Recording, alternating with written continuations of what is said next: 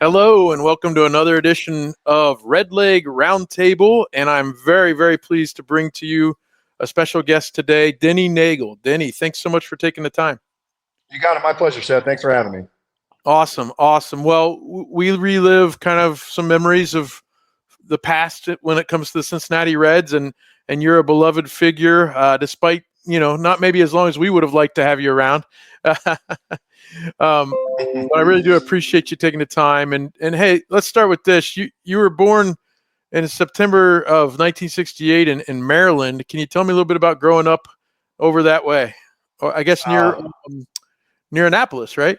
Yep. I was about 20 minutes outside of Annapolis, and then I always loved where I grew up because I was 20 minutes from Annapolis, 40 minutes from Baltimore, 45 minutes to an hour from DC, 2 hours from the beach, Ocean City, Maryland, where we always went as a kid and stuff. So people, Maryland's kind of a hidden gem as far as I'm concerned. Obviously, I'm a little biased because I grew up there, but because, like I just mentioned, we had. You had Baltimore, you had DC, you had Annapolis and the Naval Academy and the water and the Chesapeake Bay there.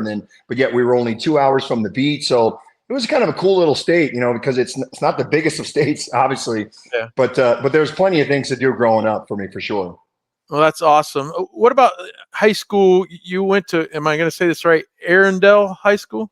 Arundel High School. Arundel High School. What was that like? And obviously preparing you, probably some other baseball leagues and things like that as well, but preparing you for a D1 baseball career that we'll talk about in a moment. But talk about your high school career first.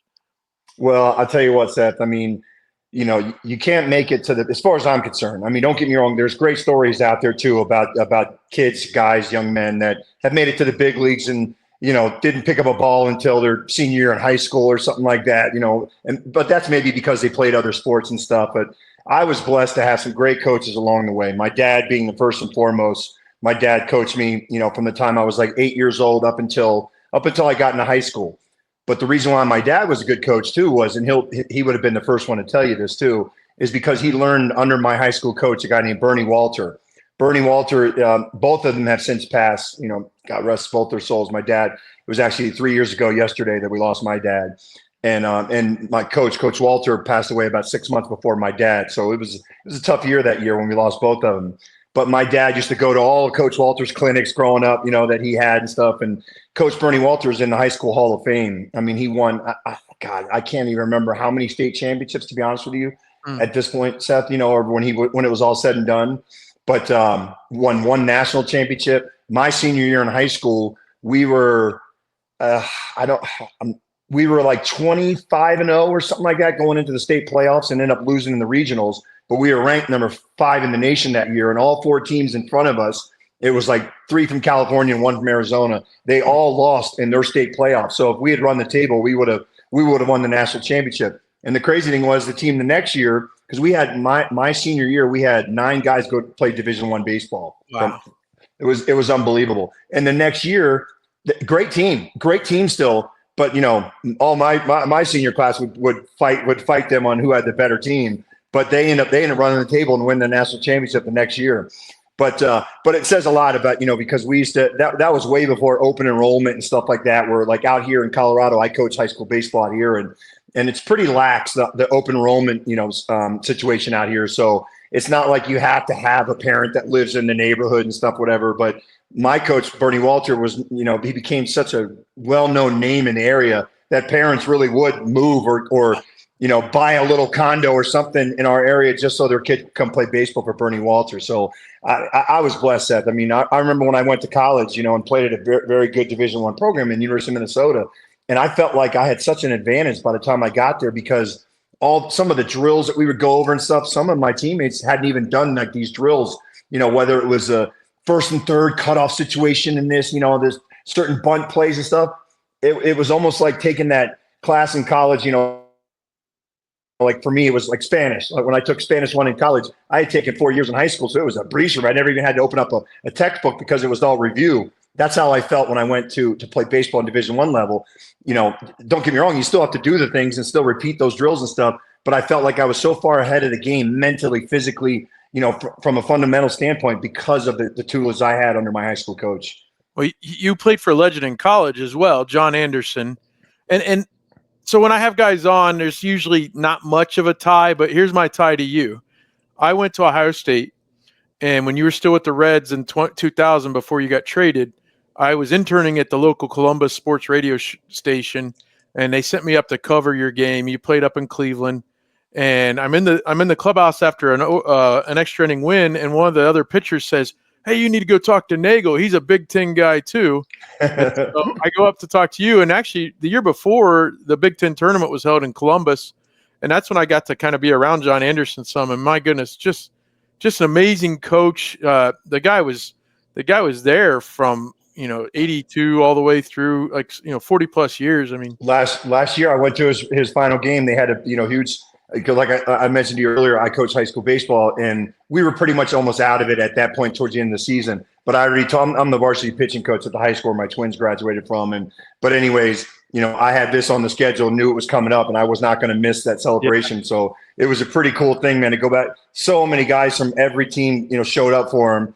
Guys that lived in state, but also guys like myself weren't going to miss that because he had such an impact on us on and off the field. As I mentioned earlier, Seth, I mean, you don't get to where you're at, without having, some good people along the way, whether it was coaches or whatnot. But I was very blessed, to the high school level, the college level, the minor league level, all the way on up, man. But yeah, to be able to have John Anderson, who was just such an unbelievable human being, first and foremost, because I still consider him one of my dearest friends. He came to my wedding, years ago and stuff, whatever, we kept in touch all these years. And so, yes, I mean, just a heck of a career he had.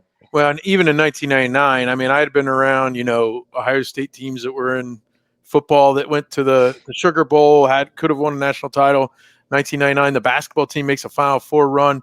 You put me in a Ramada there on Ohio State's campus with all these other like college baseball coaches, these Big Ten baseball coaches, and even then you could tell like this guy John Anderson, he's here, like you could see it. Now you probably won regular season and tournament titles there while you were at Minnesota, right? So very, very big success there.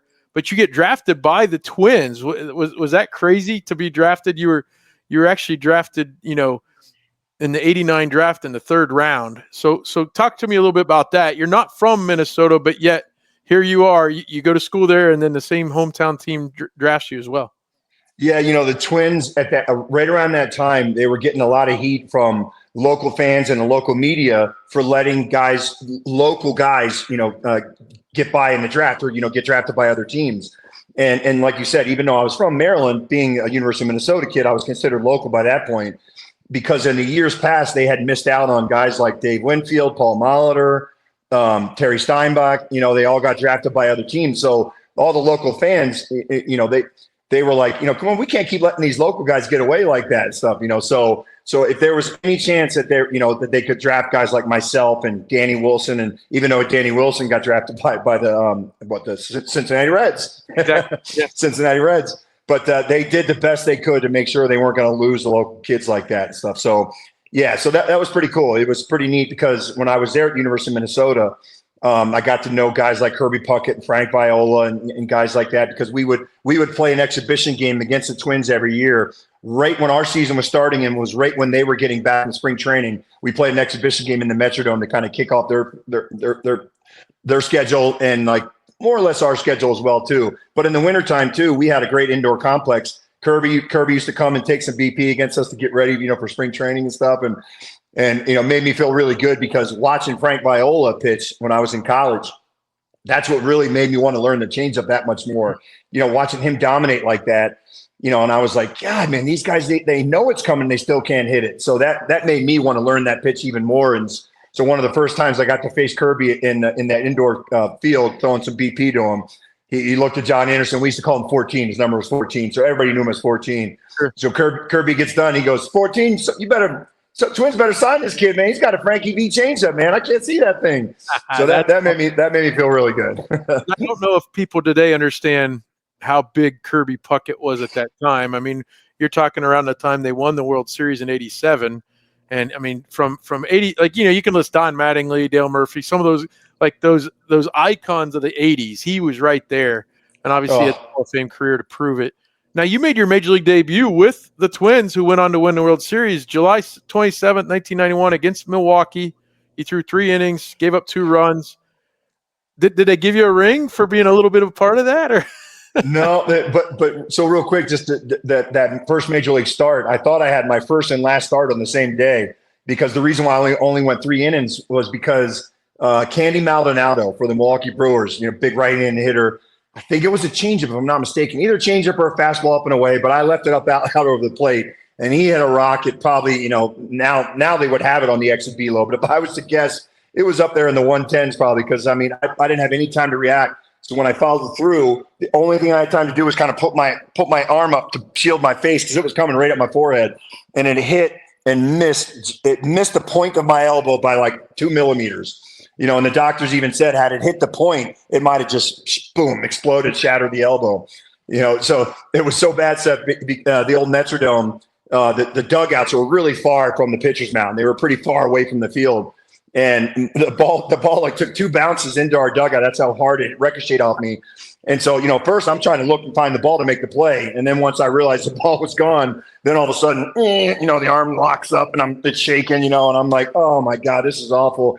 And so by the time, I'm walking to the dugout, then the stairs go all the way up, to the locker room in the old Metrodome. And I didn't even get to the dugout, and they're showing the replay on the big diamond vision up in left center. And all I can hear is, because it was a sold out crowd, because we were playing our crosstown rivals, the Brewers. That's back when the Brewers and the Twins were in the same league.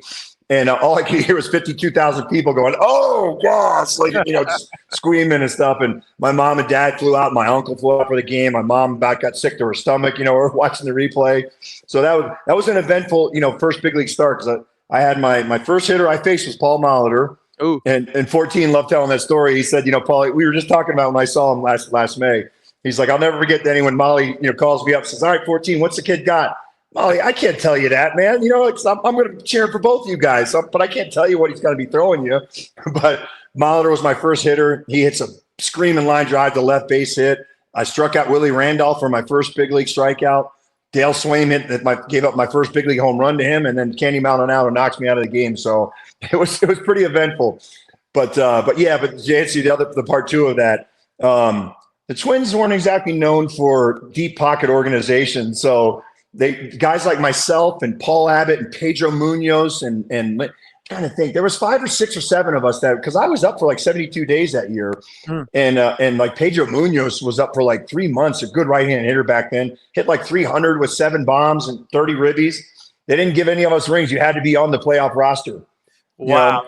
But it was funny too though, Seth, because they actually, I mean, I held no ill feelings towards it. I love my time with the Twins. I still love the Twins, but it did make you scratch your head for a second, because they gave it to like the minor league trainers and all the minor league coaches and stuff, which they should, because their reasoning was these guys helped these guys along the way to get to where they're at now and stuff, the guys that were on the roster. But we're sitting there going, okay, but we didn't help you guys also too. I mean, it was just strange. It was strange. Yeah. Well, speaking of teams that don't spend much, you get traded in March of '92 to the Pirates. I imagine, it's March 17th. You're kind of getting ready to wrap up spring training. What kind of went through your mind as you get traded and you have to make that adjustment?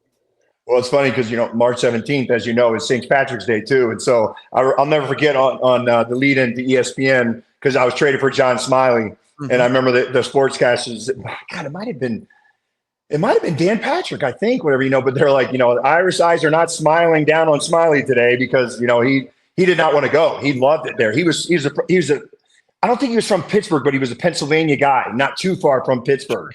Homegrown talent. Bob Walk was his best friend in baseball, and stuff, whatever. And he'd just come off a 20-win season and was really coming into his own. So, last thing he wanted to do was leave the organization too. So it was a really weird timing for me, because I never heard anything too. There was no rumors. This is way before cell phones and social media and everything. But usually you would get a phone call from your agent or something, at your hotel, "Hey man, you got to call me. There's some rumblings going on." Nothing. I'm on the field in spring training doing PFP, pitcher's fielding practice. And Dick Such is our pitching coach. He's over there working all of us pitchers. I'm with Jack Morris and Scott Erickson, all these guys. And Tom Kelly yells, "Hey Such, send me Neagle. I got to talk to Neagle." So Jack Morris and some of the veteran guys are like, "Uh-oh, what'd you get into last night, kid?" And I'm like, I didn't do anything. I was in bed at 9 o'clock. And so Tom Kelly puts his arm around me, and he's like, son, Mr. Andy McPhail was a GM. He said, Mr. McPhail just informed me that you've been traded to the Pittsburgh Pirates. And I was like, I'm sorry, what? And this is before Punked and Ashton Kutcher, but it was like I got punked, or something, because, like I said, I didn't know anything. I hadn't heard anything about it.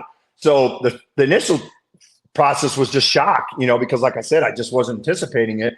Then I found out who I got traded for, and it made you feel good. You get traded for a 20-game winner, and because the crazy thing was too, Seth, is the end of the 91 season, right before there was that break in between the ALCS and the World Series. They had about a 2 or 3 day break. And so a big article came out in the Minneapolis Star and Tribune talking about the future of Twins baseball. And I don't remember who the reporter was, but Andy McPhail, they were interviewing him, and he said, the future looks bright, because if there's one thing I learned from my dad, Lee McPhail, in baseball, is that you don't get rid of your young, good starting pitching. You win and lose with the starting pitching. So we look good with Denny Neagle, Scott Erickson, Kevin Tapani, Willie Banks, Pat Mahomes Sr., we had some good young pitchers there. So, as far as I knew, I was going to be a Twin for at least the next 7 or 8, 9, 10 years, whatever. So then lo and behold, boom, I get traded. So like I said, the first thing was just a shock factor of it.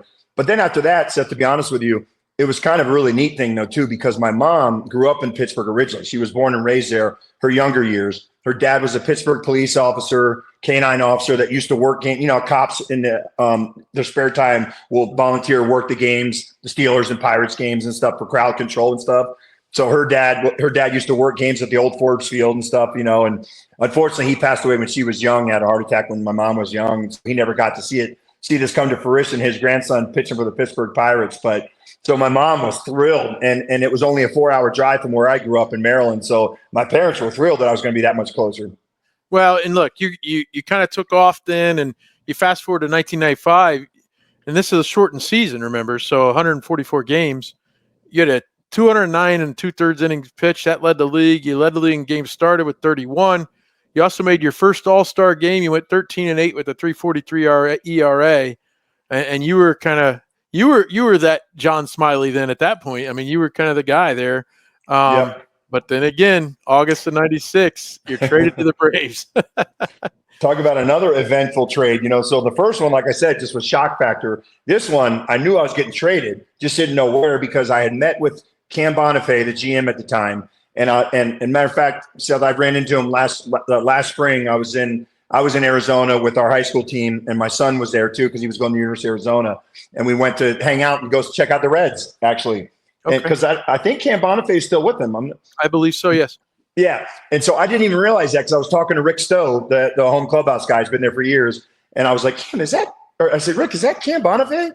I said, Cam. Denny Neagle. And he's like, holy crap, get over here, man. Because I'll never forget it, Seth. I always respected him for this. We had a breakfast meeting in Colorado right before I got traded, about a week before I got traded. And he was like, Denny, God, I'm trying to think of the owner's name now. Oh, I'm drawing a blank. But the owner at the time who taken over the team, he was the son of the newspaper guy from San Jose and stuff. Right. He had wanted Cam to sign me. He really liked me, and I liked him also too. I love my time in Pittsburgh. McClatchy? Yes, Kevin McClatchy. Thank you. So McClatchy, really liked me, and he wanted to re-sign me. And Cam said, but Denny, I was supposed to sign. He goes, I was supposed to sign you and lead you to believe that we're also going to keep a good nucleus intact. He goes, the honest to God truth is, if we sign you, and he goes, and he wants to sign you, Denny. So the money's going to be there for you, whatever we can both agree to. But if we do, it's going to be you and hardly anybody. We might keep one other good veteran, but we're going to be rebuilding again. And I was like, oh, God, Cam. I said, I just have been through the rebuilding for the last 5 years now. I want to win. And I said, so I I can't say enough, Cam. I appreciate you being honest with me. So that being said, I think I would rather just be traded then. And he was like, then I respect that, Denny. I just wanted to give you that option. I didn't want to have to snowball you like that. So that was one of the most impressive things that anybody ever did for me in the game of baseball, to be honest with you. So I remember I was getting ready to walk out the door, and I said, can I just add one more thing, Cam? I said, I know you're going to have to trade me and get the best deal for the organization. But if I could have any say-so in it, I would love to stay in the National League. I like hitting. I like their style of play. And honestly, Seth, I'd much rather face a pitcher hitting 090 than a DH hitting 330 with 30 bombs. So all he said was, I think you're going to like where you end up. And so I mean, the big rumor was Cleveland.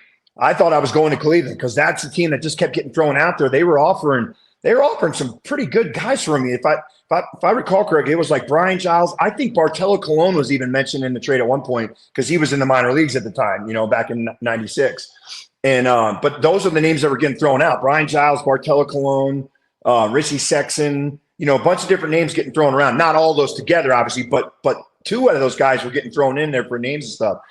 And so when Cam told me that I got traded, he played a little game with me. He said, "Where do you think you went?" And stuff. And I'm like, "All right, so Cleveland, no, all right, the Red Sox," because there was like the Red Sox, Mets, Cleveland, maybe the Dodgers. I can't remember but the Braves were never even mentioned in there. The Braves were sneaky. John Sherrill was good at keeping things under wraps and stuff. And they had the Mattis, Glavine, Smoltz, Avery. I didn't know Steve Avery's injury was as bad as it was at that point.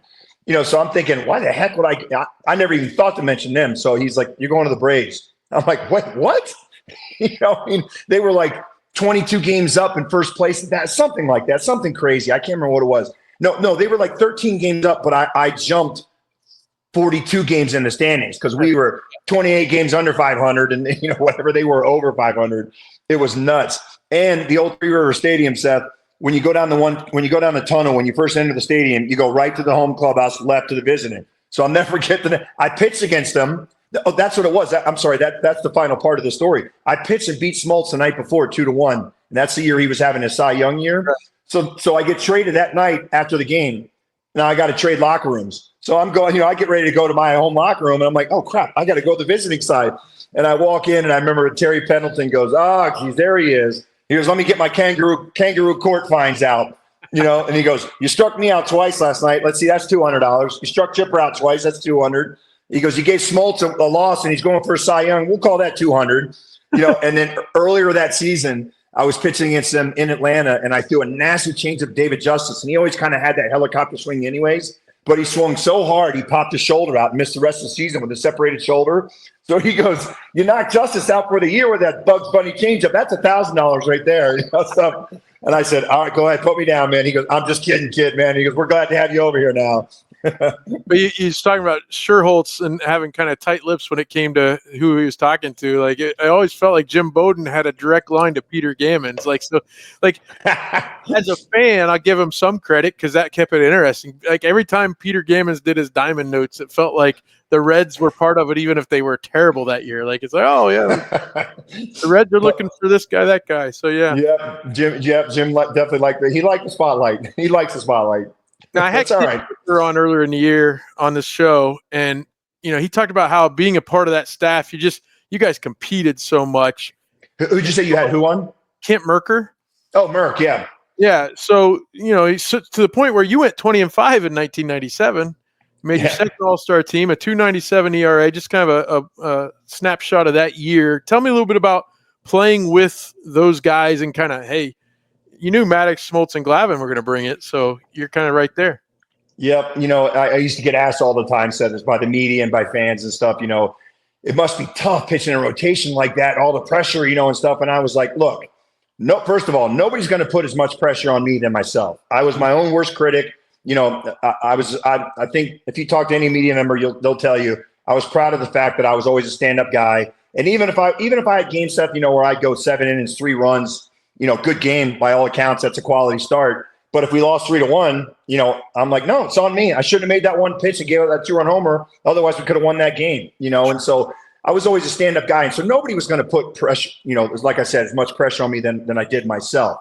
And I said, actually, I always felt like it helped me so much more and pushed my career to another level. And the reason why I say that is what I always said was I go pitch in the rotation with those 3 guys. Was like, and then when you add Kevin Millwood in the mix when he was there, when I was there also too, we had an unbelievable 5-man rotation. But especially those other 3 guys, I always said it was like running like a 100-yard dash, right?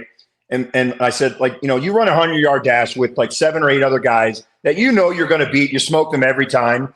You're going to win the race, but you're probably not going to run your best times. Now, if you run that 100-yard dash with 7 or 8 other guys that are just as fast, if not faster than you, you might not win the race, but you're going to post your best times that you probably ever posted because those guys are going to push you. And that's exactly how I felt in that rotation. Watching Mattis go out there and throw 79 pitch complete games. Smoltz would go out next and strike out 14 with, his filthy stuff. Glavine would, have a 92 pitch complete game and get 14 ground ball outs, whatever, and just paint those outside corners.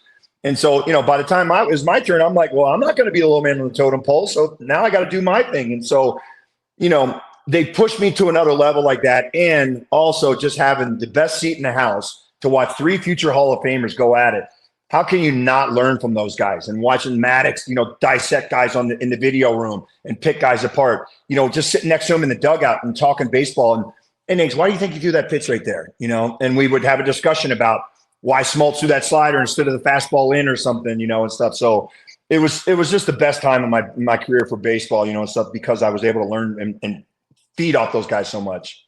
Yeah. And I mean, not even at that level, but even like for me, like I played basketball and golf in high school, but on the golf team, it's like you take the van, you go to the match, you play the match, all the way home. Each guy kind of rehashes what happened, right? And to me, that's part of the fun. Now, some people don't feel that way, but part of the competitiveness is kind of to live off of what happened. Now, I'm gonna fast forward because this is a Reds show. I want to talk about the Reds. You got it, bud. November 10th, 1998. You're traded to the Reds along with Michael Tucker, Rob Bell.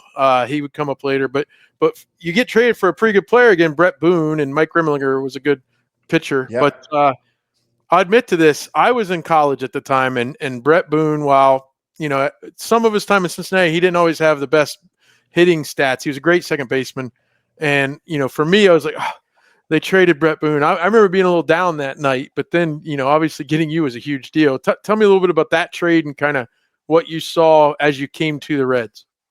Yeah, I mean, again, this was one of those ones I didn't want to get traded, just like from Pittsburgh, because I loved Atlanta. And Bobby Cox was, with all due respect to the great managers I played in this game, Bobby was he was my guy, man. He was a second father to most of us. And towards the end of his career, he became like a grandfather to some of those young kids, but he was just unbelievable, And so he was the first guy that called me and was so ticked off because he told Schultz he didn't want to do that because Bobby lived and died with his pitchers and stuff. However, again, the local media and stuff were really giving, the Atlanta Braves a hard time about not being able to get over that hump other than the 95 season. And so I was the only one that was expendable. The Maddox and Glavine had no trade clauses in their new contracts, and Smoltz was a 10-5 guy. Mm-hmm. That's I'm sure you probably know that, Seth, but like if you play 10 or more years in the big leagues, five of which were with the current team, then you automatically had a built-in no trade clause. You had to get, you had to okay it. So, I was the low man on the totem pole, so to speak. So it was tough. It stunk at first, because I didn't want to leave there. I had such a great time, like I said. However, it didn't take me long to go over there and experience that clubhouse. And I'll tell you, to this day, I don't know. Have you had Sean Casey on the show? Not yet. I'm trying. Okay. I can put you in touch with him. Casey's my boy, man. I love that guy. He's one of my favorite people ever in baseball. And Sean Casey has said this. Me and Greg Vaughn have talked about this. Me and Steve Avery talk about it.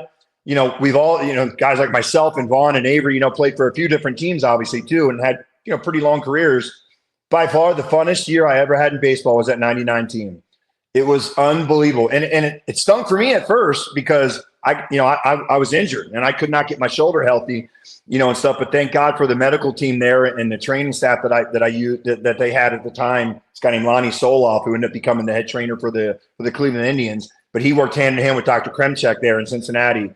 And between Dr. Kremchek and Lonnie Soloff, they got me back stronger than ever just through all the rehab that I did nonstop. But just that team, though, Seth, I mean, it was unbelievable the way that team came together. Because I think we were predicted by the experts coming out of spring training to finish either second last or dead last in the division that year. But we knew we had something special. It was just something about the guys in that locker room that believed in each other. And then myself and Pete Harnisch, one of my best buddies in baseball too. We played in the same fantasy football leagues and stuff today still. But Pete and I on the road trips, we would take all the pitchers out for our team dinners. And I'm not talking, Seth, I'm not talking like crazy partying and stuff, like just fun, good team dinners at a good steakhouse somewhere on the road. We would at least go once on a trip, if not once every city that we went to. And Greg Vaughn, Barry Larkin is again, one of my favorite people in all of baseball, but Barry was kind of a quiet leader for a little while there and, but a leader nonetheless. But Greg Vaughn came in, and Greg was a very vocal guy and, kind of really, in your face, rah, rah, kind of intimidating guy, but a teddy bear off the field though, Seth, and so he got Barry to him, and Barry would take all the hitters out, and stuff, whatever. And so there's something about that. You listen to some old stories about George Brett with the Royals and stuff. And he said the reason why those teams were so good was because George did the same thing. He would rent out extra suites and stuff, whatever, and they'd have their team parties at back of the hotel and stuff. But it was more about, wasn't the partying, it was just the bonding. There's something about that, bringing the guys together and realizing, hey, this is a family in here, man, and we need to make this a family unit. And the more you bond like that, I think one of the most underrated things in all of baseball is that good team clubhouse chemistry, man. If you have that, you can outperform a lot of other teams on the field as well.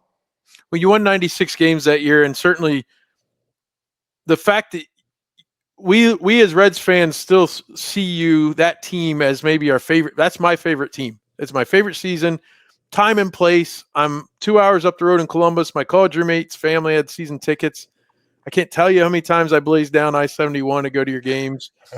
But so, yeah, I mean, I was 11 when the 90 team won the World Series. It's a very special team for me, obviously, as a little kid. But that 99 team was just amazing. But there's so many Reds fans to say, even though you didn't make the playoffs, you're still like as top 2 or 3 our favorite teams of all time. Just incredible. It's been 25 years this past season since that happened.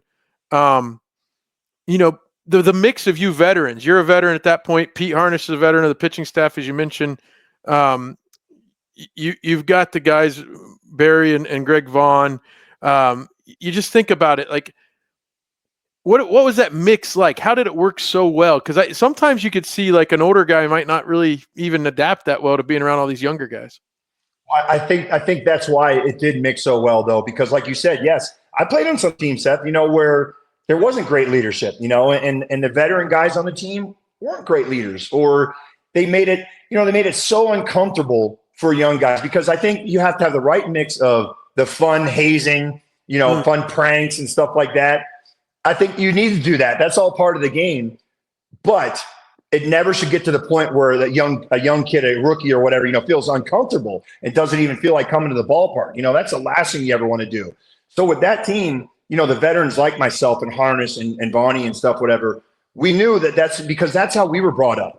Chili Davis and Jack Morris did that for me when I came up with the Twins. They took me out to dinner, I'm like, I'd go to pull out my wallet and I put that wallet away, kid. You're not paying for this, and stuff, whatever. Just remember, pay it forward. When you become a veteran, you do the same thing now, because that's how I was brought up. That's how the guys before me were brought up, and so I think that helps, and so Greg Vaughn was the same way. Dave Parker did that for him. He said when he was in Milwaukee with him, taught him how to be a pro that way and take care of the young guys, make this team a team bonding experience and stuff. So we had that right mix of guys like that with the veterans like myself and Pete and Vonnie and Barry Larkin and stuff. And then, and then you had some young studs that were coming up in that organization, like Pokey Reese, like Sean Casey, Aaron Boone, Danny Graves closing, Scott Williamson had an unbelievable year that year, made the All-Star team, and then, you can't have a good team like that without those great role play guys that just, know the roles, never, I don't know if I can say bitch, but never bitch and whine about, not getting enough playing time and stuff. And we're talking about guys like Chris Steins and Mark Lewis and God, man, I'm trying to think of some of the other good role guys that we had coming off the bench that year. Dimitri Young and Michael Tucker came off the bench, and Dimitri had just started coming into his own too. That failed to me. He was another young stud that was just coming into his own at that time. But Tuck, because Tuck was kind of a platoon outfielder guy and stuff, Alex Ochoa. Oh God, Mike Cameron was really starting to, he was another young stud, So we had the young studs that, that were really, starting to make a name for themselves and starting to figure things out for themselves in the big leagues. But man, and again too, I think the reason why those guys were able to have such better seasons that you would think that guys that age could have was because we made it feel so comfortable for them and had that team atmosphere that made them want to go out, and they didn't want to let us down. They didn't want to let Barry or Greg Vaughn down and stuff. So they were going to, as Tom Brady would say, the picture, they were going to do their job. That's what it was all about. We were, if I could say anything, that would have been a good slogan for us, way before the Patriots had it, was everybody knew the role and everybody did their job on that team that year. Well, and certainly it's something, actually, as a Reds fan of this current group of young players, Ellie De La Cruz and all those guys, if at the time we didn't really understand it quite, I don't think, but when you trade for you trade for Greg Vaughn, you trade, you've got a depth of first baseman, you trade Paul Konerko for Mike Cameron. That all happened that offseason. So if you could throw three guys, and Cameron was young, but he filled a vital role. Oh, if you trade for three guys like that this offseason with the current Reds, young guys, like, oh my goodness, all of a sudden, you're right back in it. Yeah, oh, absolutely. Yeah. I mean, absolutely. Because, and again, too, mention somebody else that we've already mentioned. It's a big credit to Jim Bowden. He knew what he was doing, man. He knew how to pull some strings back then and make the right moves and stuff, because most of those trades did pay off, and then Mike Cameron became the guy that, traded for Ken Griffey Jr., and so, obviously it would have been awesome if Junior could have stayed healthy a little bit longer, but he still had an unbelievable run there and brought the local fans some great memories, being a local kid and he's Junior, and so, but we've discussed that before on this show too. It's like, yeah, but they had to do it. If you get the chance to bring in possibly how could you not? Yeah. The greatest player of that generation at that time, you had to. Now, hey, let's talk about a few specifics that season. It's funny. I'm going to bring up a specific game, and like Eddie Taubensee was my first guest. And Eddie's funny because he's like, I didn't even play in that game, but there was still a story behind it. So the day you're not going to remember fondly, May 19th, 1999, you're at Colorado.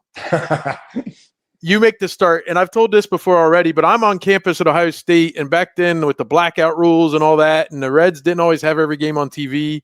I'm going over to a Damon's. I don't know if you remember Damon's. Oh, yeah. I'm there to try to watch the game, and they say, no, we're sorry, it's blacked out because the Reds aren't broadcasting, all this stuff. I'm running around listening to Marty on the radio. In fact, that was around the time I would have gone to talk to some of the Big Ten baseball coaches around that same time. You pitch an inning and 2/3. You end up on the injured list, the disabled list again, stemming back from your shoulder problems started in the spring. But the Reds win 24-12 that year, day. What was your perspective knowing that you kind of got chased in a large part because of your discomfort of your shoulder? I know everybody thought it was a typo that maybe it was the Cincinnati Bengals beat the Broncos 24-12. That's right. Or that's what they say. That was one of the sayings that announcers used to say too. Well, a football game broke out here today at Coors Field. Absolutely. But so that I'll never forget that game, Seth, because my shoulder was killing me coming into that start even too. I was trying to gut it out, even the couple starts before that. I came off the disabled list and I knew I wasn't ready. When I was making my rehab starts down in AAA even too, I knew I wasn't ready. My stuff wasn't there, but I was chomping at the bit. I was one of the big guys. Me and Bonnie were the two big trades they made in the offseason. I wanted to get back on the field. So I knew I rushed it, had no business being out there. And so the last place in the world you want to be when you're not feeling good is a place like Coors, where it beats you up anyways, physically too. Greg Maddux always said this, Seth, that he goes, the worst thing about Coors was, yes, you can't make your pitches move. Yes, you give up cheap home runs because of thin air. He said, but the worst part is when I would pitch 7 innings at Coors Field, it would take me 2 starts afterwards, to finally start feeling better again because your body just felt so beat up. Throwing 7 innings there felt like throwing like 15 innings somewhere else, There's a reason why they have the Olympic Training Center in Colorado Springs, because if you can train at that altitude, you're going to be that much better once you get down to altitude and stuff. So, and you see that's always a big thing, like in the NFL too, the third and fourth quarter, some teams gas out, when we're playing the Broncos. Same thing happens even against the Nuggets. Guys, even though it's indoors, when they come from, let's say the Miami Heat come from sea level to go play the Nuggets, you can see it. Guys start wearing down and late in the third and early in the fourth quarter and stuff, whatever. So I was already feeling awful that game, I remember. And then when your shoulder's hurting and you can't really follow through and finish through, and you're pitching at a place like Coors where the balls doesn't move as much anyways, I knew it was going to be a long, long day. Didn't know it was going to be like that. But, the only thing I could say positively for me is that at least we were able to score, 3 touchdowns and a field goal that game. I think Casey went 6 for 6 in that game, and yes. He was tearing it up. The funny thing is the Reds as a team didn't start really winning until about that time or a few weeks later, but Casey kind of carried to that point. Like he was having this huge season. Looked like he might win a batting title at that point and just doing a great job. Now, I'll give you the perk here. The good deal for you. You go on the disabled list then. You miss, starts for quite a while there, but you ended that day with an 8.71 ERA. That was your ERA after that day. Yep. Every start after that, it came down. and you ended up with a 4.27 at the end of the year. And I mean, that's something else to bring it. You only made 19 starts. Yep. So after that, you came back on July 30th, and your first 3 starts were unreal. I mean, you got wins in all 3, 1 or 2 runs, 6+ innings, just a great job. I mean, as you see the Reds kind of take off, your teammates are really doing a great job. Pete and, I want to talk about some of these guys a little later, but Ron Vallone and Steve Paris doing very well in your stead. Tell me a little bit about kind of chomping at the bit to get back on the field. Yeah, that's the hardest part. Any player will tell you that in any sport, is that it's so hard to you're going to do your best to cheer your teammates on and everything, but we're athletes, so we want to be on the field, on the ice, on the whatever, on the pitch, whatever it is, whatever sport you're playing. The last thing you want to do is what do they say? You can't make the club when you're in the tub, right? And so the last place you want to be is in the training room and in the tub and everywhere else. But again, I go back to Dr. Kremchek, who's still the Reds doctor, one of my favorite people. He just did I had another surgery this last December, almost a year ago, Seth. I was throwing so much batting practice to our varsity guys the last 3 years leading up to that it was just killing me. And sure enough, I needed him to go in, and he had to fix my bicep and my rotator cuff this past December. But Dr. Kremchek, and then he had a guy named Lonnie Soloff that ran like his rehab section of the Beacon Orthopedic side there. They were unbelievable and so instrumental in getting me back on the field. So I would literally they sent me to Birmingham because Dr. Kremchek trained under Dr. Andrews. Mm-hmm. So we wanted to make sure there was nothing more serious structurally going on. Dr. Andrews confirmed what Dr. Kremchek had said, that nope, I think we can rehab it, because Bowden he wanted me to get cut. He thought I needed surgery. Just to, so let's just cut our losses and get ready for next year.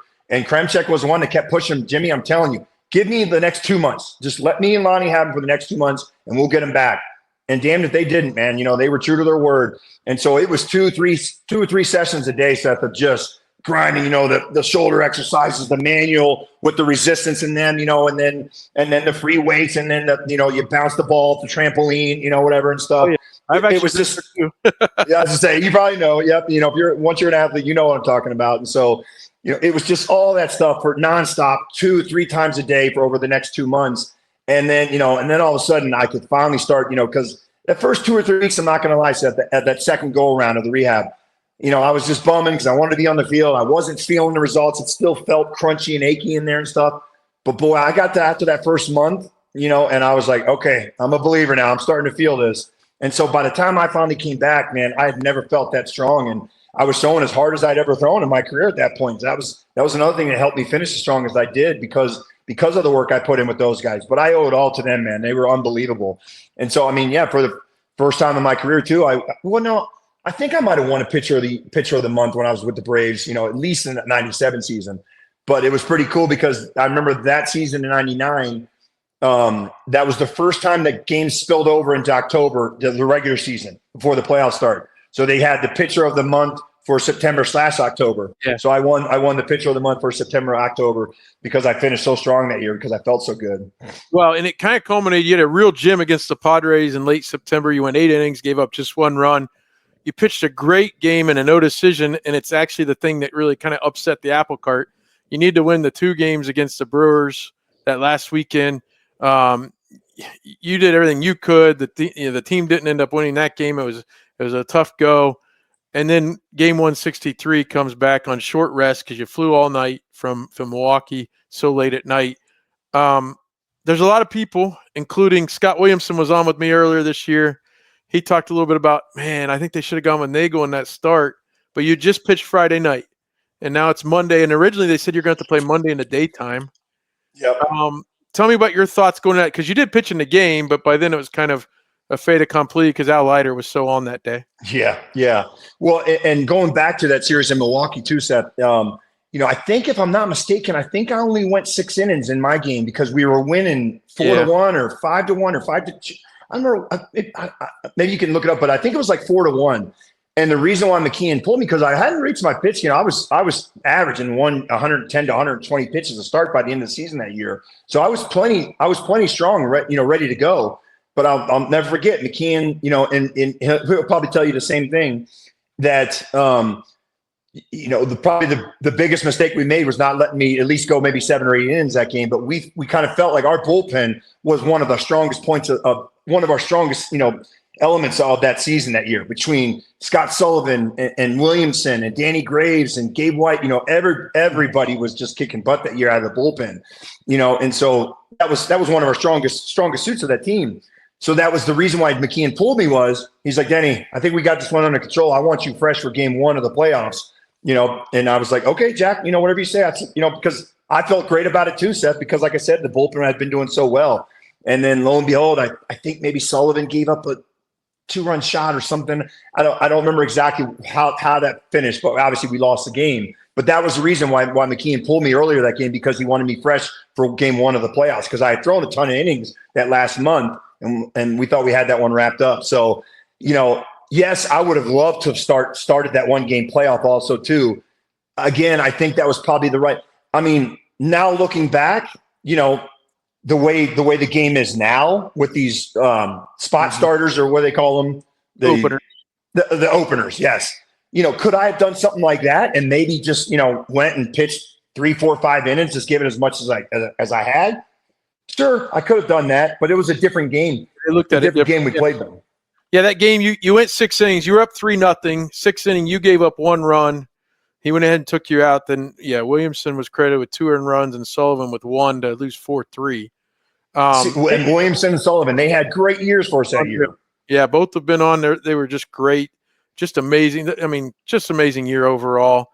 That night, though, of the Mets game, the playoff, they're sent to Cincinnati. They're waiting on you guys to get back. And at least they let you play at night when you didn't get home till like 6 a.m. Yeah. But the crowd was crazy. That's probably about as loud as I've heard Riverfront Stadium back then, Synergy Field, the old stadium. That was probably about as loud at the beginning of that game as I've heard that place. The game sold out in like 10 minutes. People were there to beat you guys, and it really was. It was a party up until it wasn't.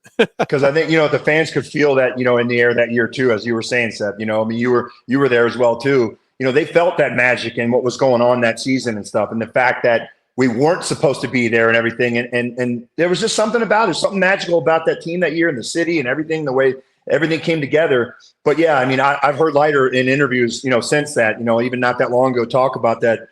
That's still probably, I think, I don't remember what interview I saw him talking about it, but I'm pretty sure he said that was still the best game he ever pitched in the big leagues, because he was on that night. He's a good pitcher, but man, I believe it. So we've already mentioned Griffey. The 2000 season comes along. They make that decision, which you and I both agree. I guess you've got to trade for King Griffey Jr. when you get the chance, age 29 or whatever he was at the time. But that means Greg Vaughn's gone. That means Mike Cameron's gone. That means maybe you don't spend the money on another pitcher, and you really can't expect maybe some of those guys to replicate what they had done in '99 as far as things go. You're coming off 96 wins. I was interning, as I told you, at that local radio station. And I think, do you remember going on with Jim Rome that weekend up in Cleveland? Oh, yeah. Yeah. Jim Rome had his 4 stop in Cleveland, and he got me to do the train. You to do that. I was hoping that you do that. That's the train whistle they used to play at the Pirates games, right? At Three Rivers. I remember he was starting to gin up stuff with the Cleveland crowd, like, "Oh, get you traded to Cleveland," and all the Cincinnati people are like, "Oh no, what are you talking about? No way!" Oh yeah. So I did get to meet you that day, and certainly that was cool, being in the clubhouse, all that. I got to see a little closer up and personal. But then it wasn't very long. You did get traded, and I remember I worked on campus like in an office job, and I interned in the evenings. And I go to a guy's apartment just down the street from the office I worked in. Turn on ESPN, and right there it says Denny Neagle traded to the Yankees. and listen, you were under 500. It was a team that was expected to be way up here, and you're down here. You're behind. You're already 8 games behind the Cardinals, but you're only 5.5 out of the wild card, and it was only July 12th. So like you still had 2+ weeks, 2.5 weeks before the trade deadline. And back then, as we've already mentioned, you got traded in August one time. Back then you could get traded even after the deadline if it was all lined up right. I know you end up winning World Series, so obviously you're going to say you're glad you did that. But man, at the time you get traded, that was awful for us. Yeah. Well, Seth, there was another crazy one. I had some crazy trades in my time. And that was another crazy one because I pitched. I remember I pitched against Cleveland. Actually, we played them at their place, but we had like a home and home, and then we played them at our place. And I had, maybe my best game of the season that year too. That season. I can't remember if I pitched a complete game or not. I definitely went either 8 or 9 scoreless, but I beat Chuck Finley and like 2-0 or 3-0, something like that. Struck out like 9 or 10 guys, and I remember I was just on. And that was Friday night, the weekend right before the All-Star break. So on Saturday, Bowden calls me into his office, wants to meet. And he's like, Denny, we need to have a serious talk because I was going to be a free agent after the season. And, he said, look, we really want to re-sign you, but I just kind of want to see where your head's at and what you're thinking right now. And I said, well, Jim, I think I was 30 at the time. I was 31. So I was 31. This is going to be my last pretty much go around for the most part. I was thinking maybe I might have one more chance at free agency, but this was the last big one, my one and only. I hadn't been a free agent yet. So, I was honest with him, Seth, and I just said, look, Jim, I love it here. I love my time here. And I said, I'm going to give you guys every chance to re-sign me, but I feel like I would be doing myself an injustice if I at least didn't see what else is out there and, and test the free agent market, because this is probably going to be my one and only chance at it, And so I said, but Jim, I want to be clear. I can't stress this enough. I love it here. I love my time here. I love my teammates here, and so, it's not any kind of foregone conclusion that I'm definitely going to be signing anywhere else. And he was like, okay, I appreciate you being honest with me. He said, but just so you know, and like I said, this was Saturday. The All-Star break starts in 2 days. And he said, just so you know, there's a chance I might have to trade you if the right deal comes up. But he said, but, we're still a few weeks away from that. That was Saturday. Monday, I remember we were going to be opening up. I was living at the time. My wife at the time we were living out here in Colorado because she was from here until we bought our house out here. So Colorado was my off-season home. And so we were opening up the second half after the All-Star break against the Rockies. So, and I didn't make the All-Star team that year. I came close, but I didn't make it. And so we had already made plans to just go up to Vail or Breckenridge. Or Beaver Creek. Sorry, we were going to Beaver Creek to spend the All-Star break up there. Whenever, hang out with some family and stuff. And so on Monday, I remember I left my phone charging because it was almost dead, my cell phone.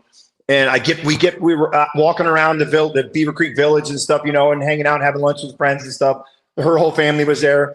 We get back to the place, and I have like 30 missed calls and 28 messages, from my agent. He was down at the All-Star. The All-Star game was in Atlanta that year. And, the first message, like, dude, you got to give me a call. Dude, where are you? Denny, seriously, what the heck is going on? You got to call me back. Finally, he's like, Denny, you got to call me back. Your name's getting thrown around everywhere. It sounds like you might be traded before the All-Star break, before the All-Star break is over. And so I finally get all these messages. I call him. I'm like, dude, what the hell's going on? Jim just told me 2 days ago that, it probably wouldn't happen until the trading deadline, which was July 31st, the normal trading deadline. What's going on? He said, he knows what he's doing. Old Bowden, the wheel and dealer. He was striking while I was hot, so to speak. So he was down there with all these other teams at the All-Star game, and he gets the bidding war going. And so kind of the same thing when I got traded to the Braves, Seth. I was hearing the big rumors were I was either going back to the Braves because they were looking for another starting pitcher, the Diamondbacks, Cleveland was in the mix again, Boston. I think it was those 4 teams are the ones that just kept going. Those are the rumors that my agent kept telling me, going round and round and round. And he's like, but dude, I think it's going to be the Braves. I think you're going back. He goes, either the Braves or Diamondbacks. That's what I'm hearing as the 2 top contenders. And then next thing you know, the next day I get the call, the day of the All-Star game. I think it was the next day. That is. Yep. And and so my agent's like, you've been traded. And I'm like, all right. He goes, where do you think? It's just like what Cam Bonifay did with me. I said, well, back to the Braves? No. Diamondbacks? No. Oh, the Red Sox? No. I go through all this. I'm like, what? Well, who the heck is it? He goes, what's the last team that you ever thought you'd get traded to right now? Just according to the stand. I'm like, don't even say the Yankees. Yep. So the same thing, because just like when I got traded to the Braves with those 3, the Yankees had Clemens, Pettit, Cone, El Duque, all those guys and stuff. But Clemens was dealing with an injury. David Cone was dealing with a shoulder injury. Doc Gooden was kind of hurt. El Duque was dealing with it. So I didn't realize, I didn't know. I didn't know they were kind of that decimated at the time. So I was the hired gun again. You're 8-2 with a 3.52 ERA when you get traded. And I started to tell you, we turn on the TV, I see it, and it's like, what? And I call the station that I was interning at, and I'm like, guys, Denny Neagle just got traded to the Yankees, and they told me, you're stupid, you're a liar, what are you talking about? And it's like, no, check it out, because back then it was harder to get information, right? We scoured. That was part of my job, was to listen to the other stations in town, especially with Ohio State news, right? You're trying to, and it's like, no, guys, check it out. He just got traded to the Yankees. And of course, Drew Henson's then on the deal, played quarterback at Michigan. Didn't like him, but it was funny because the rumor was Steinbrenner, he's from Ohio, George Steinbrenner was, and his wife was a big time, I don't know, I think she was in the Ohio State marching band, and they built the new band room at the stadium. His name's on it.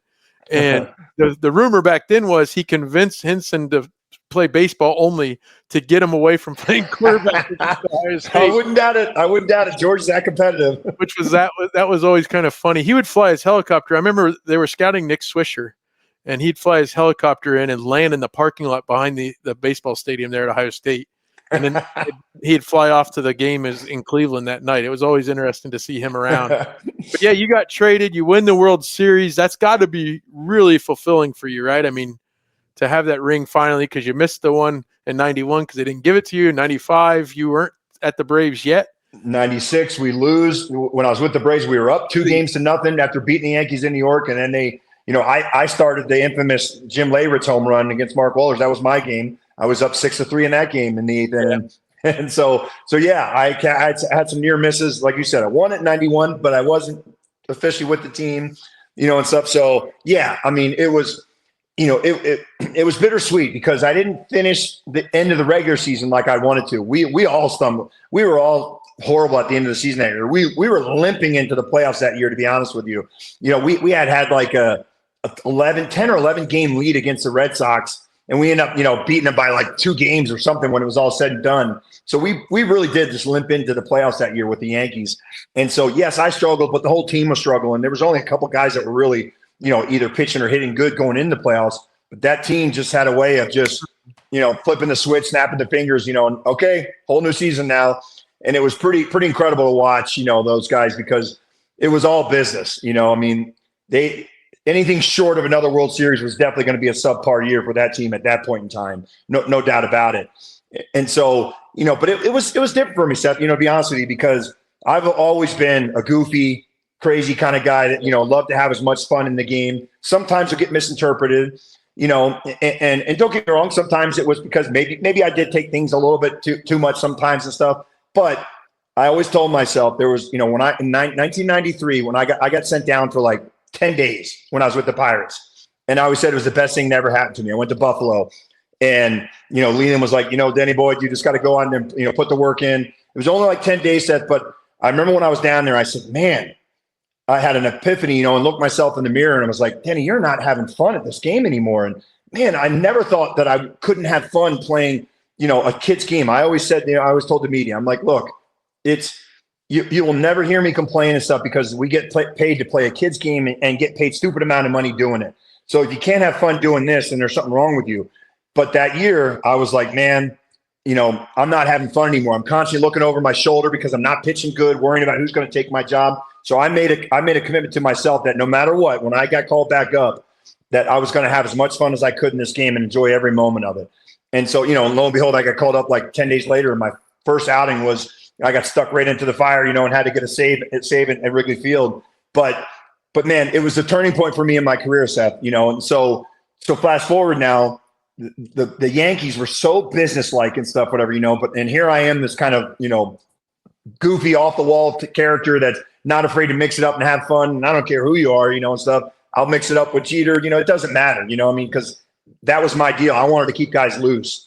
And so, don't get me wrong. Look, it was unbelievable winning it with them, for my family to come up and be in the Subway Series, because normally, obviously, usually your family picks either, the two away games or the 3 home games, but because it was a Subway Series and it was all in New York, they got to come up and experience the whole thing with me, so for them to be able to watch it, the whole thing unfold and win the championship. I remember Billy Crystal was shooting scenes for that movie 61 that he did for HBO. So he was there with his camera crew constantly getting like background scenes and stuff that he was going to cut in and edit, use for some of the clips and stuff. So he was on the field with us when we won. And, the whole families get to come out and celebrate with you on the field and stuff. So I'm like, hey, Billy, this is my dad. This is my brother. This is my uncle. This is my cousin, my other sister, my brother. He's like, finally he goes, holy shit, how many Nagels are there? I'm sorry, Seth. Maybe I couldn't say the S word. Sorry, buddy. I got to ask you this. You're in the dugout, I assume, for the bat throw when Roger Clemens throws at Mike Piazza as he's running this first. What do you and your guys you're sitting with, what do you say to each other when that happened? Well, I can tell you right now because I've told the story now. I think I've told it on some podcasts and stuff too, but I knew right away why Clemens threw it. I'm like, because he's got the hot stuff underneath his junk, his balls area, because when I got traded over to the Yankees, his first start, my locker was right by the hallway to the showers, right? And so Clemens pitching that night, and all I can hear is all this grunting from the, and it's echoing because the acoustics in the shower. So I'm like, what the heck? I got to see what's going on. I go back there. Clemens has this, the undershorts, the baseball undershorts, whatever. He's got them pulled down to his knees, and he's putting on the red hot, like the balm that you get from the training room. Not icy hot, way worse. The Tiger balm. Yeah. It's a Tiger balm. And you can see in the training room, they always had the tubs of it opened up. And it was the clearer, the not as hot, the darker, the dark red. It's kind of like the hot sauce on wings, whatever. The darker the red looks, that's the hottest hot balm, Tiger balm, whatever, that you rub on you rub it on your shoulders to get your muscles loose. Sure. He's rubbing it underneath there, whatever and stuff. And I was like, what in the heck are you doing, Rocket? He goes, oh, kid, this is how I pump myself up for the game.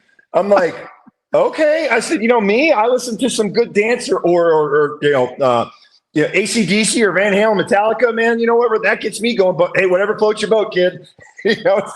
So I remember sitting there because I was available in the bullpen for games 1 and 2, and then I was starting game 4. So I'm down in the bullpen. As soon as he threw that, I remember I looked at Doc Good and I go, there's the Tiger Balm act kicking in.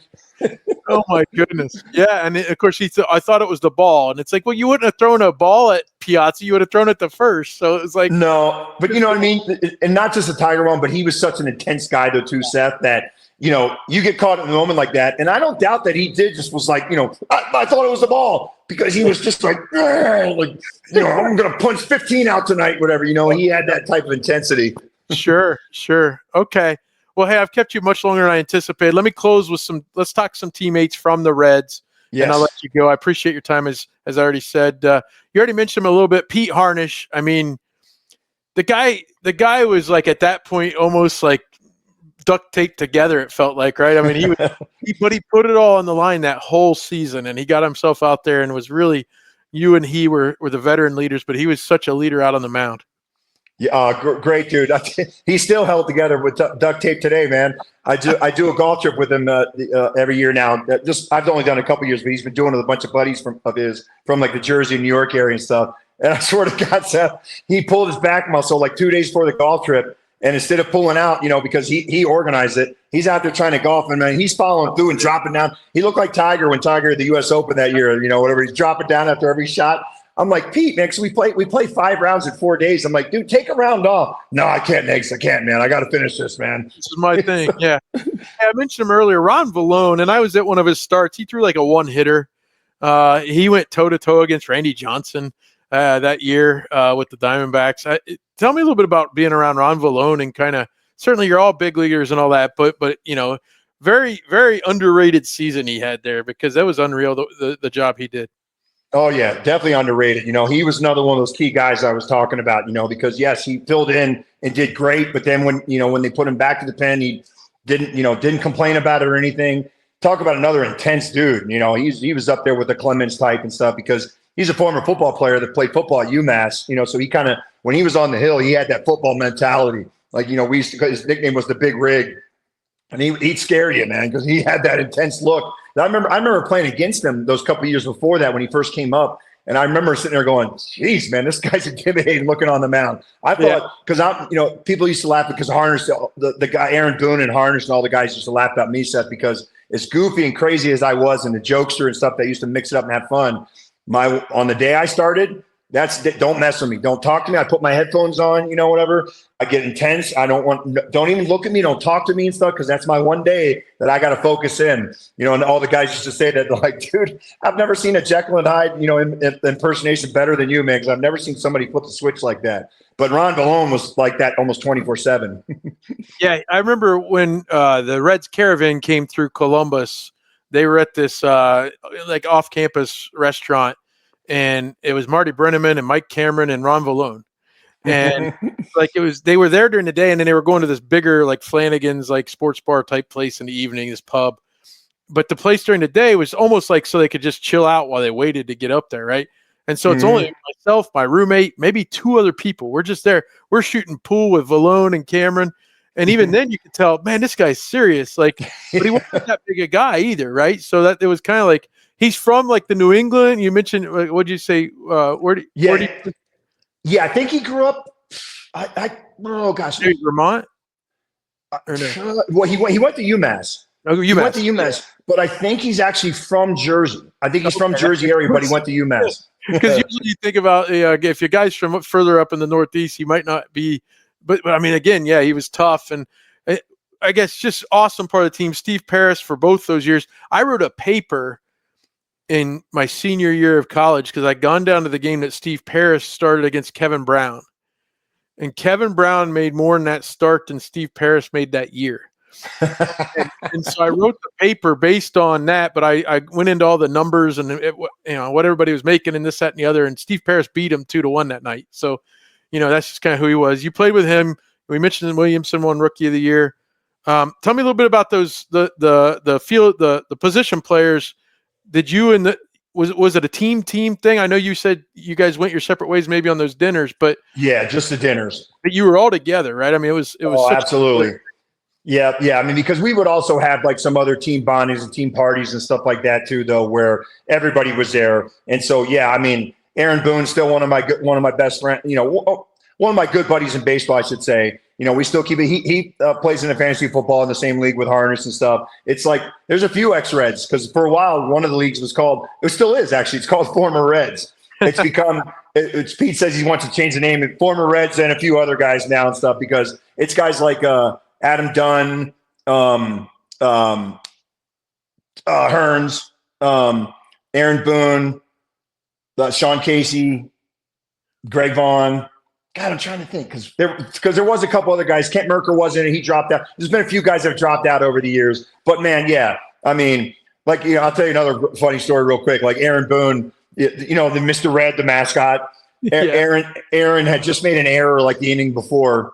And so now they're getting ready to go out and sweep the field, whatever. I can't remember if they did it in the 5th or whatever inning was because that wasn't, the 7th inning stretch. But I want to say like a 5th inning. The ground crew would just go out and sweep the tarp, whatever, to get the dirt off the field and stuff. So I put on the Mr. Red outfit. I hurried up and changed with them. And I'm out there by third base, and I'm going, let's go, Boone. Pick it up, man. No more errors this inning. And he's like, what?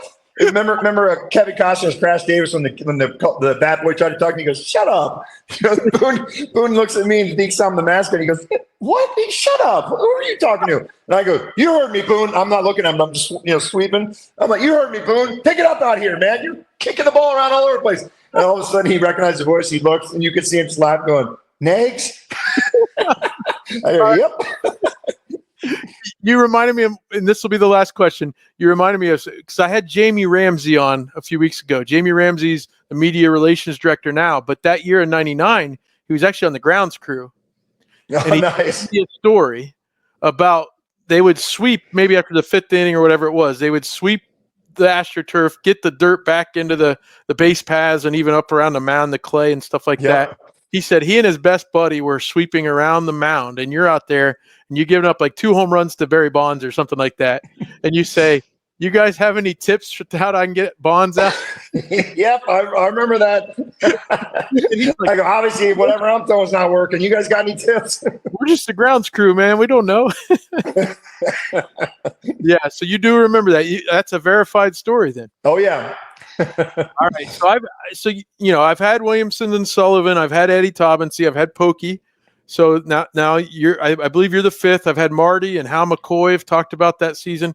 Now, it sounds like I need to get in on your fantasy football roster and kind of, get those guys on as well. So maybe we can try to set that as a goal for the coming Absolutely. year. Redleg You got Round. it, man.